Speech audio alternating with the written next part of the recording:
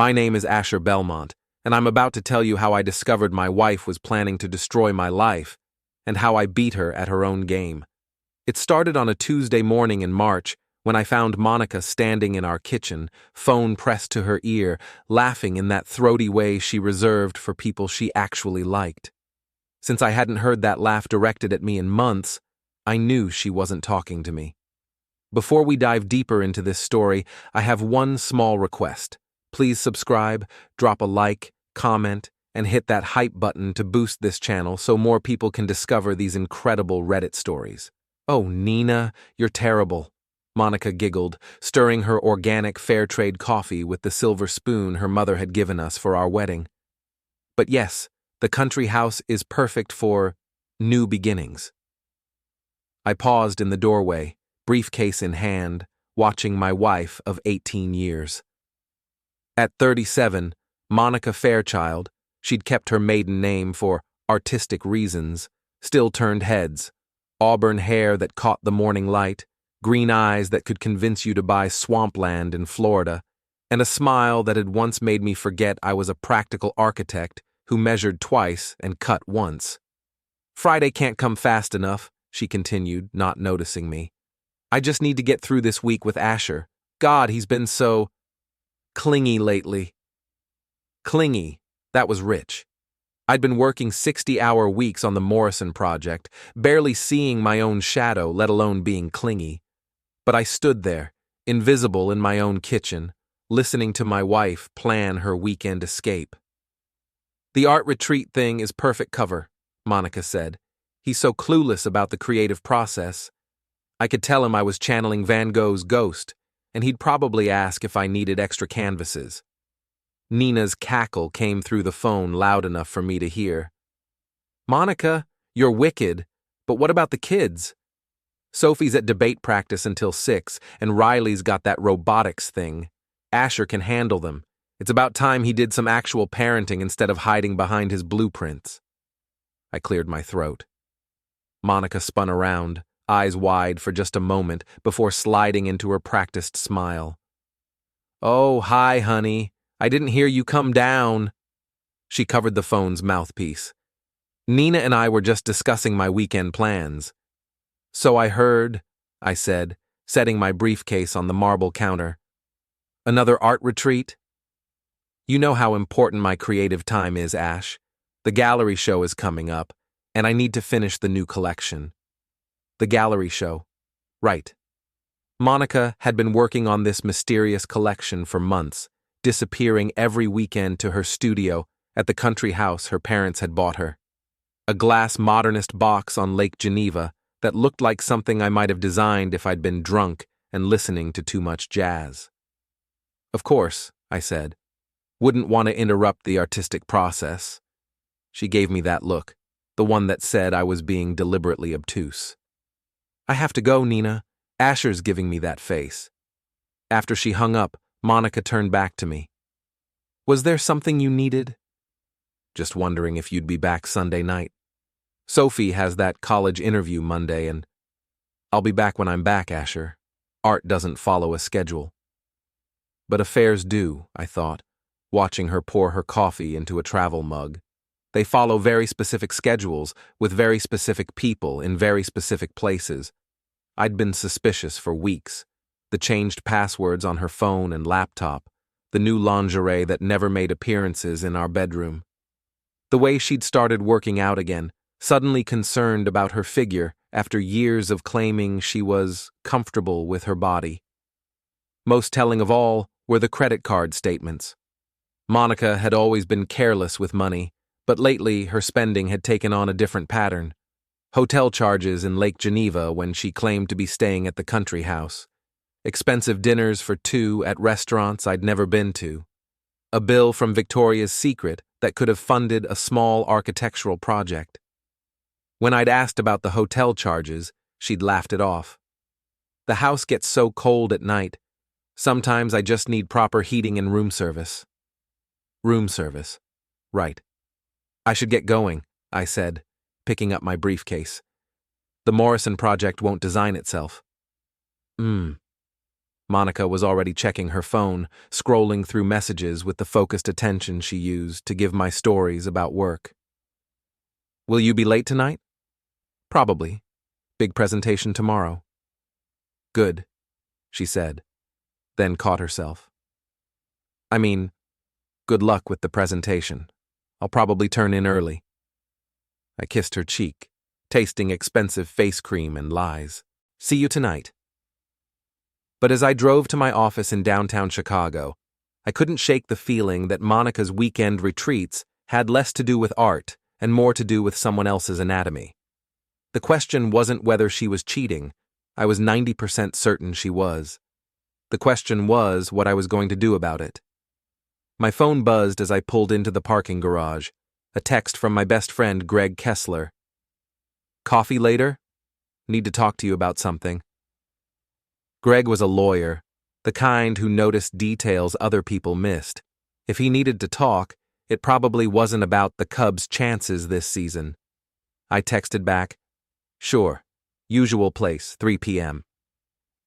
The Morrison project consumed my morning. 20-story mixed-use development, the kind of complex puzzle I usually loved solving.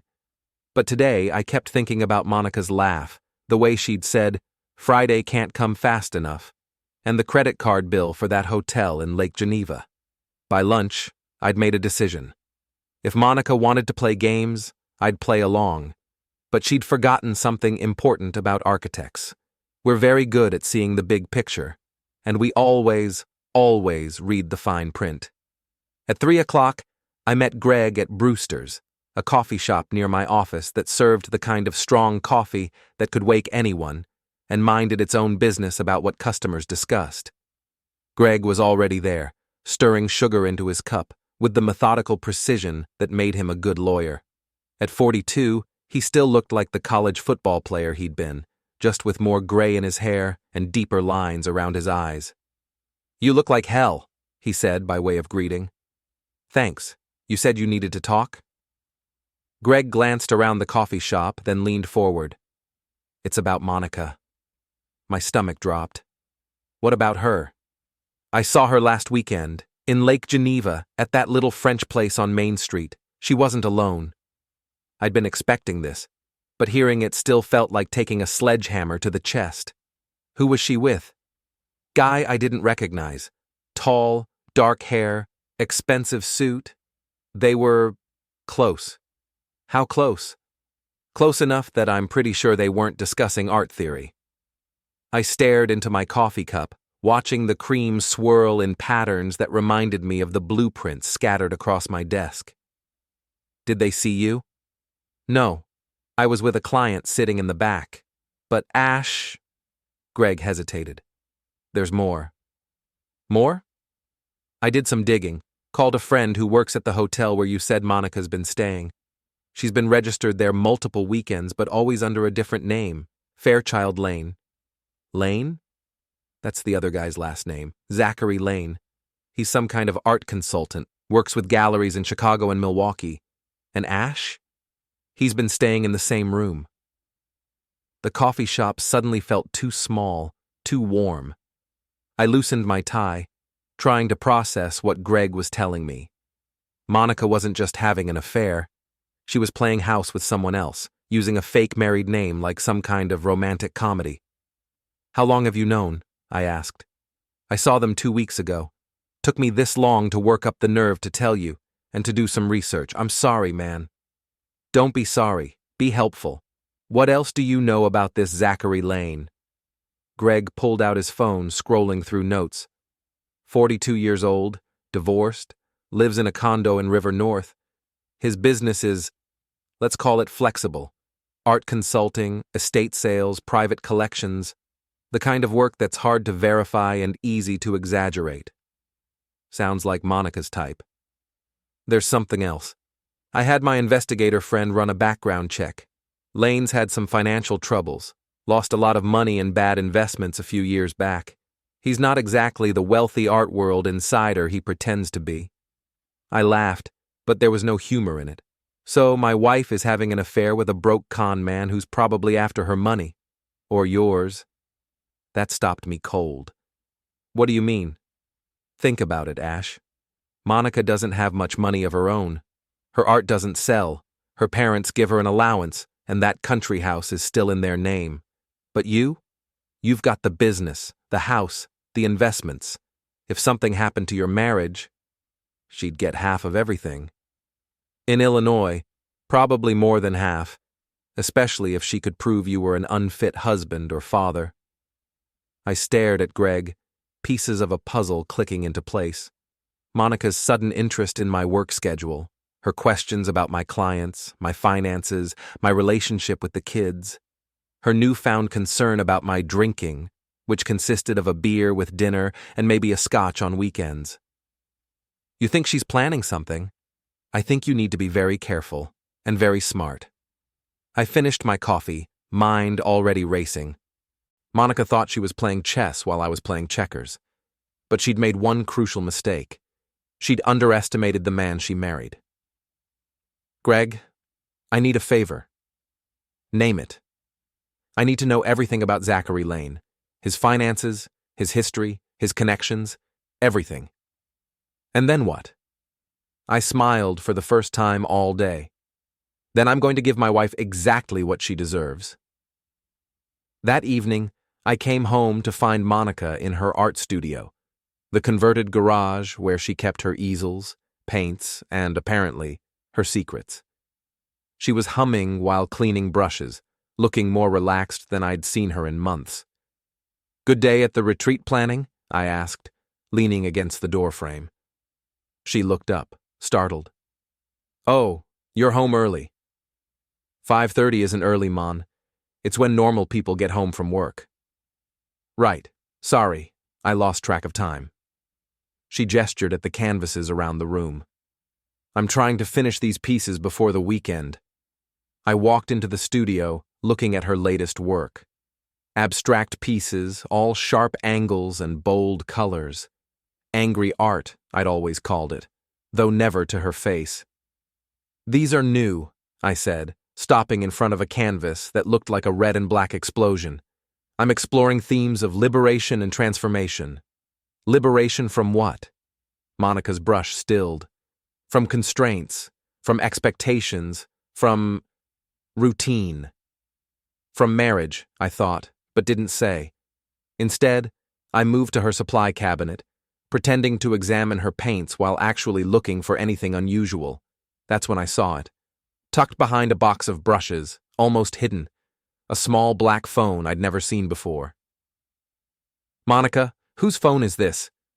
She spun around, eyes wide. What phone? I held up the device. This one, hidden behind your art supplies. Oh, that. She tried to sound casual, but her voice pitched higher. That's my old phone. I keep it for backup. Backup for what? You know how technology is. Sometimes my regular phone stops working and I need to call for help or supplies or… Monica. I turned the phone over in my hands. It was new, expensive, and definitely not old or backup anything. This is an iPhone 14. You got your current phone 6 months ago. I can explain. I'm sure you can. I pocketed the phone, but right now I need to check on the kids. Asher, wait. But I was already walking away, the phone burning like a coal in my pocket. Upstairs, I found Sophie in her room, surrounded by college brochures and homework. At 17, she had Monica's green eyes but my practical streak, a combination that made her formidable in debate class and impossible to fool at home. Hey, Dad. She looked up from her calculus homework. Mom seems weird lately. Weird how? I don't know. Secretive. And she's been asking strange questions about you. I sat on the edge of her bed. What kind of questions? Like, do you ever seem angry or frustrated? Do you drink too much? Do you ever lose your temper with me and Riley? Sophie frowned. It felt like she was trying to get me to say bad things about you. Greg's warning echoed in my head. If Monica wanted to take me for everything in a divorce, she'd need to prove I was unfit. What did you tell her? The truth. That you're the most patient person I know, you barely drink, and you've never even raised your voice at us. Sophie studied my face. Why would she ask stuff like that? I don't know, sweetheart. But if she asks again, just keep telling the truth, okay? After dinner, a tense affair where Monica picked at her food and checked her regular phone constantly, I retreated to my study. The hidden phone sat on my desk like evidence in a crime I was still trying to understand. I'd built the study myself, a sanctuary of dark wood and soft lighting where I could work on designs and think through problems. Tonight, I had a different kind of problem to solve. The phone was password protected, but Monica had always been predictable with passwords. I tried her birthday, our anniversary, the kids' names. Nothing. Then I remembered what Greg had told me about her fake name at the hotel, Fairchild Lane. I typed in Lane and the phone unlocked. My hands were shaking as I scrolled through the messages. The contact list was short, just 3 names: Z, Nina, and Gallery. I opened the messages with Z first. Z, can't wait for Friday. This week is dragging. Monica, same. Ash is being especially boring lately. All he talks about is work. Z, soon you won't have to pretend to care. Monica, soon, just need to be patient a little longer. Z, the lawyer says we need more evidence of his instability. Maybe drinking problem?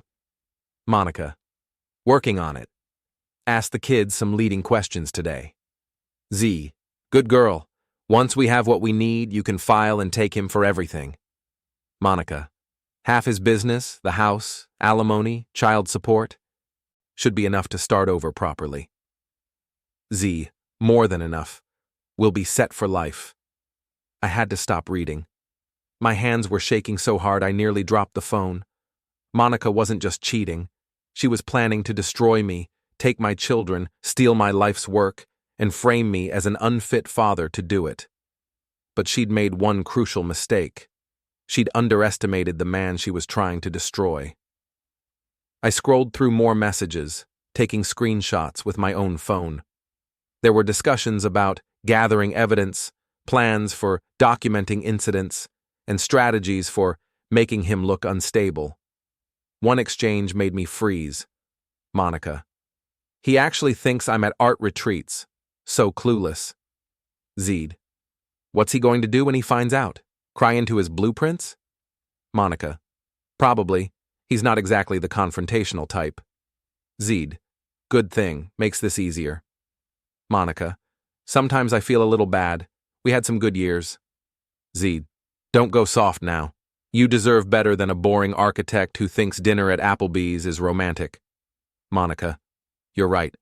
I just need to stay focused on the end game. The end game. As if my life, our family, our 18 years together was just a game to be won. I kept reading, learning about their plans. The gallery opening next month, where Monica planned to debut her Liberation series and announce her new direction in life. The evidence they were collecting to paint me as an alcoholic, a workaholic, an absent father. The private investigator Zachary had hired to follow me, looking for any behavior that could be twisted into something sinister. But the worst part was reading how they talked about Sophie and Riley. Z, what about the kids? Monica, they'll adjust. Kids are resilient, and they'll be better off without his influence. Zed, you sure they won't choose to live with him? Monica, Sophie's focused on college anyway, and Riley's always been a mama's boy. I'll make sure they understand how their father really is. They were planning to poison my children against me. I closed the phone and sat back in my chair, staring at the ceiling. Monica and Zachary thought they were playing chess while I played checkers, but they'd forgotten something important about architects. We think three-dimensionally. We see the whole structure, not just the pretty facade, and right now I was designing the blueprint for their destruction. I opened my laptop and started typing, documenting every message, every plan, every betrayal. Then I called Greg. It's worse than we thought, I said when he answered. How much worse? They're not just having an affair. They're planning to frame me as an unfit father and take me for everything in the divorce. Silence on the other end. Then, Jesus, Ash, what do you want to do? I want to give them exactly what they deserve, but I'm going to need help. Whatever you need. First, I need a private investigator, someone who can document their activities without them knowing. I know someone. Tom Riker. He's discreet and thorough. Good. Second, I need to know everything about that country house. Floor plans, security systems, everything. Why? I smiled, feeling something cold and calculating settle in my chest. Because if Monica wants to play games, I'm going to change the rules. The next morning, I woke up before dawn and drove to Lake Geneva. The country house sat on a bluff overlooking the lake, all glass and steel angles that caught the morning light like a prism. Monica's parents had bought it as an investment property, but she'd claimed it as her weekend sanctuary. Today, I was going to make it something else entirely. I had keys. I'd helped design the security system when her parents first bought the place. What they didn't know was that I'd built in some features that weren't on the official plans. The house was empty, smelling of Monica's expensive perfume and something else, men's cologne I didn't recognize. I walked through the rooms, seeing them with new eyes, the bedroom where my wife was playing house with another man, the kitchen where they probably cooked intimate dinners and planned my destruction, the living room with its massive windows overlooking the lake, where they felt safe to say things they'd never say in public. But they weren't safe. They just thought they were. I spent the morning installing tiny cameras and microphones in strategic locations. Nothing illegal. I was still part owner of the house through community property, and I was careful to avoid anywhere that could be considered private bathrooms or bedrooms. Just the common areas where they planned their schemes. The devices were professionally grade, designed for home security, completely invisible when properly installed. And I was very good at installations. By noon, I had a complete surveillance system in place, all feeding to a secure server I could access remotely. Monica and Zachary thought they had the perfect hideaway for their plans. They were about to learn that architects don't just design buildings. Sometimes we design traps. Friday evening, I sat in my study watching my wife pack for another art retreat. She hummed while folding clothes, the new lingerie, the designer jeans, the silk blouses she never wore at home. "Will you miss me?" she asked, not looking up from her suitcase. "Always do," I lied. She kissed my cheek, her lips cool and perfunctory. "Try not to work all weekend. Spend some time with the kids." "Of course." After she left, I waited exactly 30 minutes. Then I opened my laptop and accessed the surveillance system I'd installed at the country house. The cameras were working perfectly. I watched Monica's car pull into the driveway, watched her unlock the door and disable the security system. She moved through the house with the familiarity of someone who'd been there many times, not like someone making art, but like someone coming home. 20 minutes later, a silver BMW pulled up. Zachary Lane stepped out and I got my first good look at Monica's lover. He was handsome in the way that screamed, trying too hard. Expensive haircut, designer clothes, the kind of practiced smile that probably worked on lonely housewives and naive gallery owners. He carried a bottle of wine and a bouquet of roses, playing the part of the romantic hero in Monica's midlife crisis fantasy. I watched them embrace in the doorway, watched Monica laugh at something he whispered in her ear. Then they disappeared inside, and I switched to the internal cameras. What I saw over the next hour made my stomach turn. Not just the physical intimacy, though that was hard enough to watch, but the casual way they discussed destroying my life.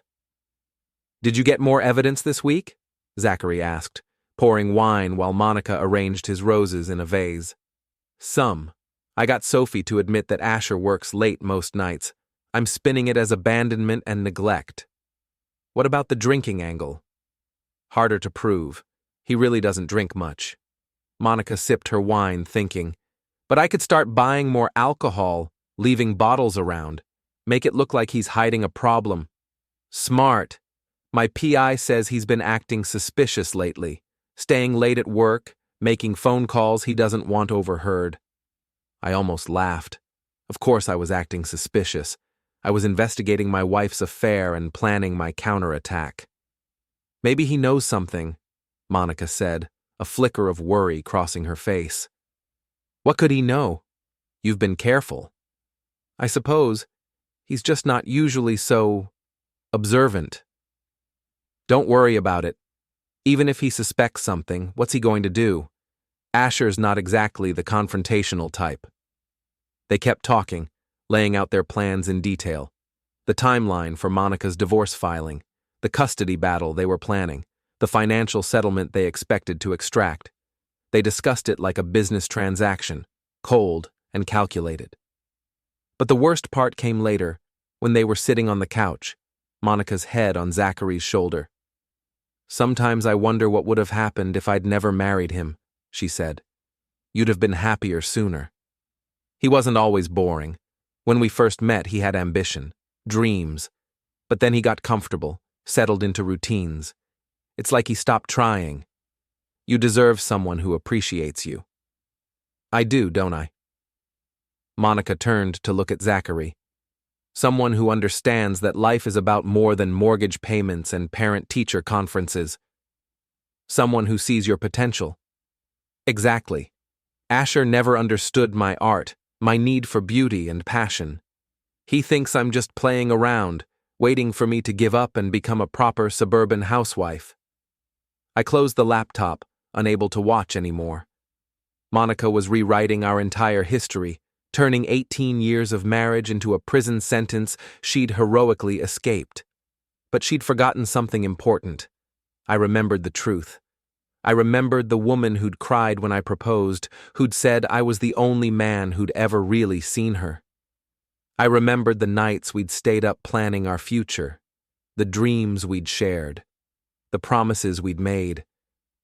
I remembered the Monica who'd held my hand during my father's funeral, who'd celebrated every professional success, who'd cried happy tears when we bought our first house.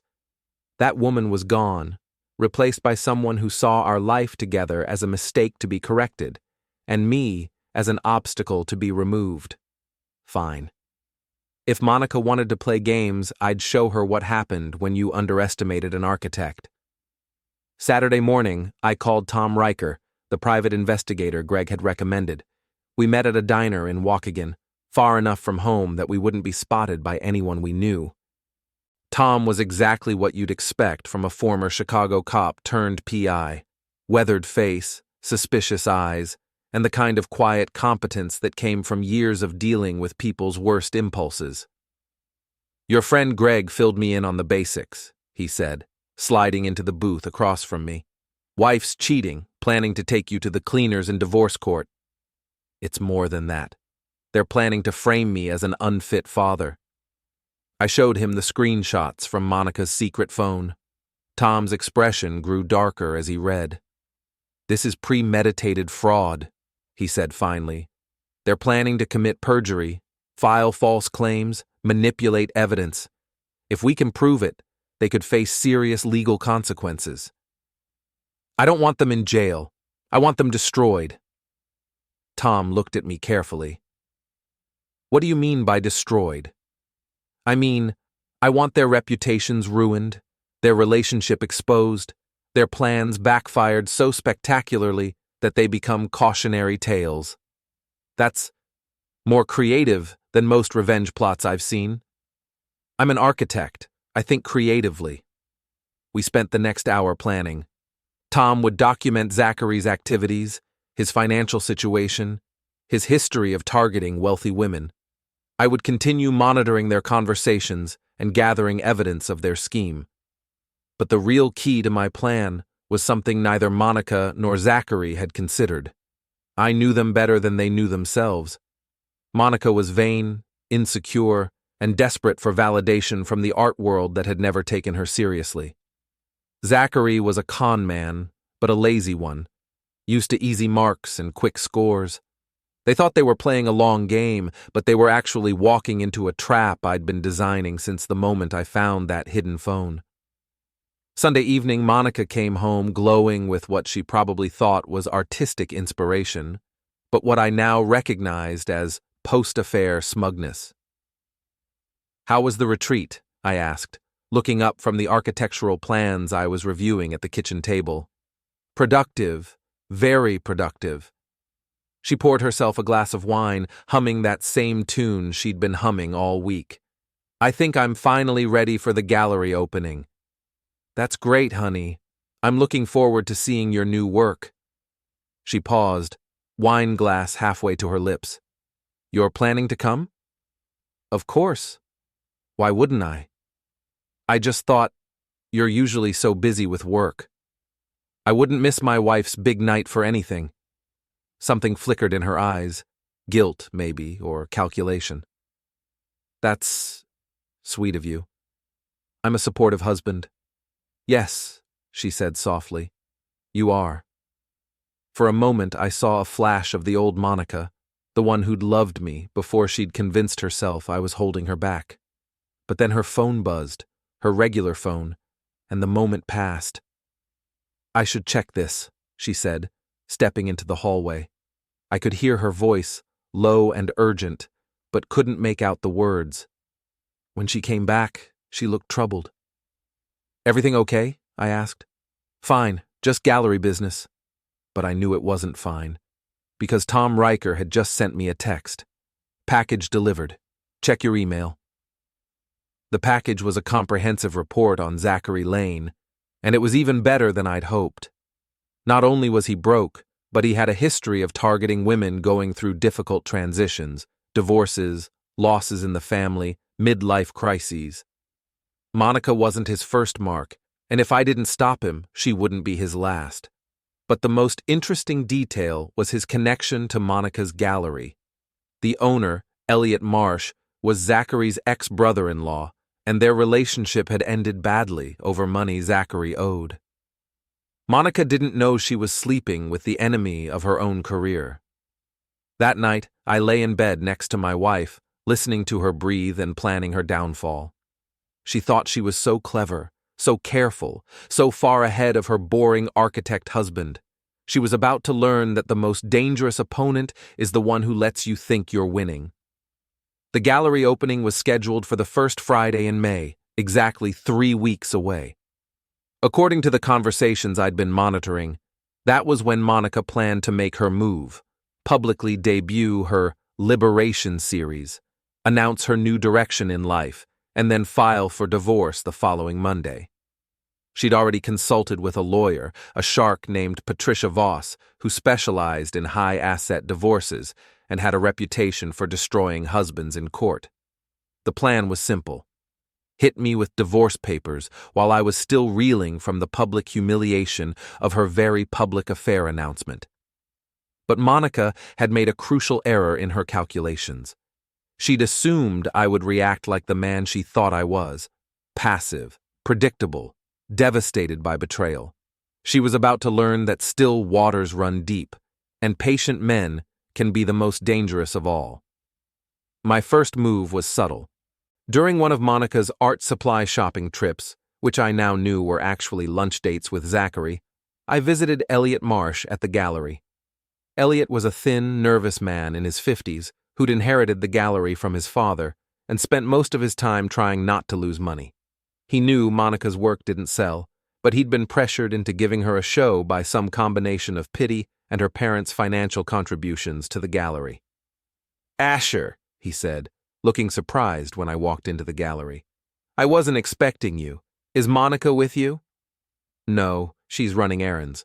I wanted to talk to you about something." "Oh?" I pulled out a folder I'd prepared. "I've been doing some research on art investment trends, and I came across some interesting information about one of your consultants." Elliot's face went pale. "Which consultant?" "Zachary Lane. I believe he's been advising you on acquisitions." "Well, yes. He has some expertise in contemporary pieces." "Did you know he's been investigated for art fraud in 3 states?" I handed Elliot a printout of Zachary's criminal background check. It wasn't technically fraud, more like misrepresentation and breach of contract, but it looked impressive on paper. I had no idea." "There's more. He's currently being sued by 2 collectors in Milwaukee for selling them fake provenance documents. Elliot sank into his chair. Oh God, what does this mean for the gallery? Probably nothing, if you distance yourself from him quickly and quietly. But, Elliot, I leaned forward. I'd be very careful about any advice he's given you recently. Men like Zachary Lane don't just target art collectors. They target anyone with assets worth stealing. I left Elliot with the folder and a worried expression. By the time Monica got home from her errands, Zachary had already called her in a panic. I listened to their conversation through the surveillance system, watching Monica pace around the country house living room while Zachary ranted about Elliot's sudden coldness. He won't return my calls, Zachary said. And when I went by the gallery, he acted like I was carrying the plague. Maybe he's just stressed about the opening. No, this is different. Someone's been talking to him. Monica stopped pacing. You think Asher knows something? I don't know, but we might need to accelerate our timeline. How accelerated? What if we didn't wait until after the gallery opening? What if we moved now? Monica was quiet for a long moment. The lawyer said we needed more evidence. We have enough. Your husband works obsessively, neglects his family, and you have witnesses who can testify to his emotional distance. That's not the same as abuse or addiction. So we get creative with the truth. I watched Monica's face on the camera. For a moment, she looked uncertain, maybe even guilty. But then Zachary moved to her, took her hands, and I saw her resolve harden. What did you have in mind? She asked. What Zachary had in mind was a setup that would have been laughable if it weren't so vicious. They planned to stage a scene where I would appear to be drunk and aggressive, with Monica playing the terrified victim and Zachary as the heroic rescuer. The plan was simple. Monica would invite me to the country house for a romantic reconciliation weekend. Zachary would hide nearby with a camera. Monica would provoke an argument, claim I was drunk and threatening her, and Zachary would burst in to save her, documenting everything for the divorce proceedings. It was a stupid plan, full of holes and dependent on me acting completely out of character. But it was also dangerous, because desperate people make desperate choices, and I was starting to realize that Monica was more desperate than I'd thought. That evening, Monica made her move. Asher, she said, curling up next to me on the couch where I was reviewing blueprints. I've been thinking. About what? About us. About how distant we've been lately. I looked at her, this woman I'd loved for 18 years, and felt nothing but cold calculation. Have we been distant? You know we have. We barely talk anymore, we never spend time together. She traced patterns on my chest with her finger. I miss us. What are you suggesting? Come with me to the country house this weekend. No kids, no work, no distractions, just us. I have the Morrison presentation Monday. One weekend, Ash. When's the last time we had a whole weekend just for us? I pretended to consider it. I suppose I could move some things around. Monica's smile was brilliant and completely fake. Really? You do that? For you? Of course. She kissed me then, and I kissed her back, both of us performing intimacy we no longer felt. But while Monica was thinking about her trap, I was thinking about mine, because I wasn't going to the country house as her victim. I was going as an architect who'd designed a building she didn't know existed. Friday afternoon, I followed Monica to Lake Geneva, staying far enough behind that she wouldn't spot me. I'd told her I needed to finish some work and would drive up separately, which gave me time to make my own preparations. Tom Riker was already in position, hidden in the woods with professional surveillance equipment. Greg was standing by with legal documents and backup plans. And I had a few surprises of my own. Monica's car was already in the driveway when I pulled up.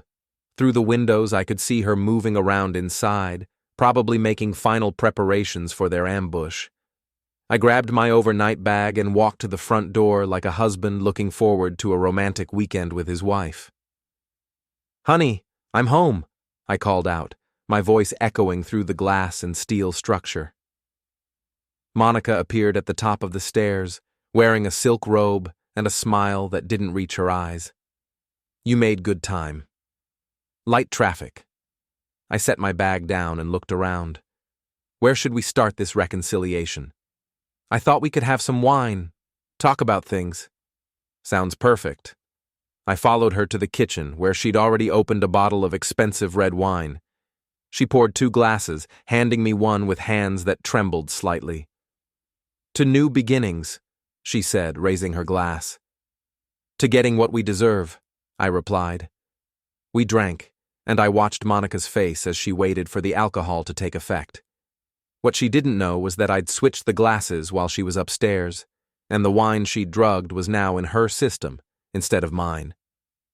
This is nice, I said, settling onto the couch. We should do this more often. We should. Monica sat next to me, closer than she'd sat in months. Asher, there are some things we need to discuss. Like what? Like our marriage, our future, whether we're both happy with the way things are. I could see her struggling to stay focused as whatever she'd put in the wine began affecting her instead of me. Are you not happy, Monica? We've grown apart. Have we? I hadn't noticed. You work all the time. You never want to do anything spontaneous. You don't understand my art. I understand your art better than you think. Something in my tone made her look at me more carefully. What do you mean? I mean, I understand that art is about truth, about revealing what's hidden, about showing people things they didn't know they were looking at. Monica blinked slowly, the drugs making her thoughts sluggish. Asher, are you feeling all right? You're talking strangely. Am I? Or am I finally talking honestly? That's when we heard the car door slam outside. Monica's eyes widened as she realized Zachary was arriving early before she'd had a chance to set up their staged confrontation. Who's that? I asked, though I knew perfectly well. I don't know. Maybe someone got lost. The front door opened and Zachary Lane walked into my trap. Monica, are you... He stopped when he saw me sitting calmly on the couch, wine glass in hand. Oh, Asher, I didn't know you were here. Zachary Lane, I presume. I stood up, extending my hand. Monica's art consultant. We've never been properly introduced. Zachary looked at Monica, who was struggling to think through her drug-induced fog. I was just stopping by to discuss some gallery business. On a Friday night? At a private residence? How dedicated of you. I should go. Nonsense. Stay. I think it's time we all had an honest conversation. That's when Monica realized something was very wrong. Asher, how do you know his name? The same way I know about your secret phone, your fake hotel registrations, and your plan to frame me as an unfit father. The room went silent. I don't know what you're talking about, Monica said, but her voice was weak. Of course you do. You've been planning this for months. The affair, the evidence gathering, the divorce strategy. Did you really think I wouldn't figure it out? Zachary moved toward the door, but I was faster. Leaving so soon, Zach? But we're just getting to the good part. I don't have to listen to this. Actually, you do, because in about 30 seconds, the police are going to arrive, and they're going to find some very interesting things in your car. What things? I smiled. Let's just say that art fraud investigation Elliot mentioned. It's about to become very real. Through the window, I could see police cars pulling into the driveway. Tom Riker had made the call exactly on schedule. You see, I continued, while you two were planning to destroy my life, I was planning to save it. And yours too, in a way. Prison orange might actually be a good color on you, Zach. Monica tried to stand, but swayed dangerously. What did you do to me? I gave you exactly what you tried to give me. Poetic justice, you might call it. The police were at the door now, and I could hear Tom Riker explaining the situation. Art fraud, conspiracy to commit perjury, attempted extortion. The charges were piling up like architectural drawings on my desk. "The beautiful thing about being an architect," I said, as the officers entered the house, "is that we always think ahead. We plan for problems before they happen. We build structures that can withstand any storm." Monica was crying now, the full weight of her situation finally penetrating her drug-clouded mind. "Asher, please. We can work this out. We could have worked it out 18 years ago when we got married. Or 10 years ago, when you started getting restless. Or even 6 months ago, when you started planning to destroy me." I looked at her with something that might have been pity. "But you chose this path. You built this trap. I just redesigned the blueprints." As the police led Zachary away in handcuffs, he turned back to Monica. "This is your fault. You said he was weak, that he'd never fight back." "I am weak," I called after him. "I'm weak enough to let you destroy yourselves instead of doing it for you." Monica collapsed onto the couch as the reality of her situation hit her. The man she'd underestimated had outmaneuvered her at every turn. The boring architect she'd dismissed had built a trap so elegant and thorough that she'd walked into it willingly.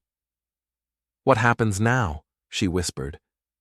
I looked at my wife, my soon-to-be ex-wife, and felt something I hadn't felt in months. Peace. "Now you get exactly what you wanted, Monica. Your freedom, your new beginning, your liberation from the constraints of marriage to a boring architect. And the kids? The kids will be fine. They'll live with me, visit you on weekends if you're not in prison, and eventually they'll understand that sometimes people make choices that change everything. I never meant for it to go this far. Yes, you did. You planned every detail, every betrayal, every lie. The only thing you didn't plan for was the possibility that I might be smarter than you thought."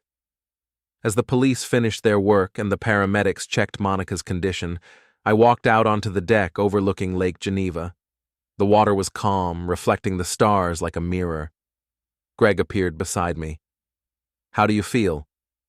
"Like an architect who just completed his most important project." "Which was?" I smiled, breathing in the cool night air. "Building a better life." The aftermath of that night at the country house played out exactly as I'd designed it. Zachary Lane was charged with art fraud, conspiracy, and attempted extortion. The evidence Tom Riker had planted in his car, forged provenance documents, and stolen artwork from his previous scams, ensured he'd be spending the next several years in prison.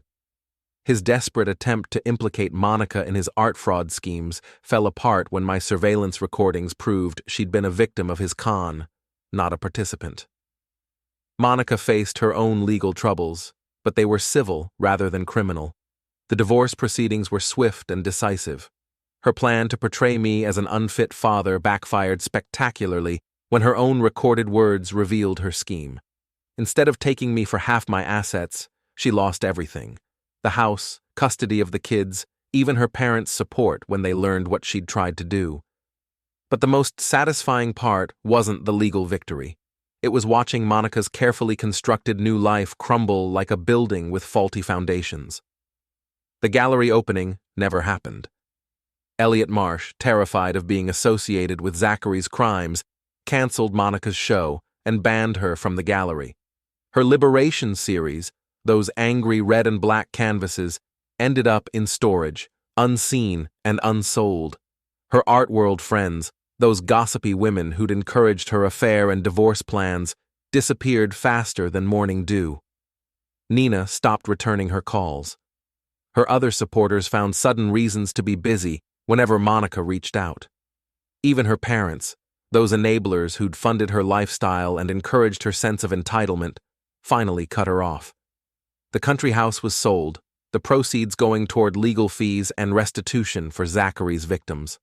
Monica ended up in a studio apartment in Milwaukee, working as a receptionist at a dental office and painting watercolor landscapes that nobody wanted to buy. She'd gotten her freedom, her liberation, her new beginning. She just hadn't expected it to look like this. 6 months after that night at Lake Geneva, I was sitting in my study, working on plans for a new project, when Sophie knocked on the door. "Dad? There's someone here to see you." I looked up from my blueprints. "Who is it?" "Mom." I found Monica standing in our front hallway, my front hallway now, looking smaller than I remembered. She'd lost weight, and her hair was shorter, less carefully styled. She wore jeans and a simple sweater instead of her usual designer clothes. "Hello, Asher." "Monica, what can I do for you?" "I wanted to talk, to explain." "There's nothing to explain. You made your choices." "I made mistakes." "You made plans. Very detailed, very calculated plans to destroy me and take my children." "That's not a mistake, Monica. That's a choice." She looked around the house we'd shared for 15 years, taking in the changes I'd made.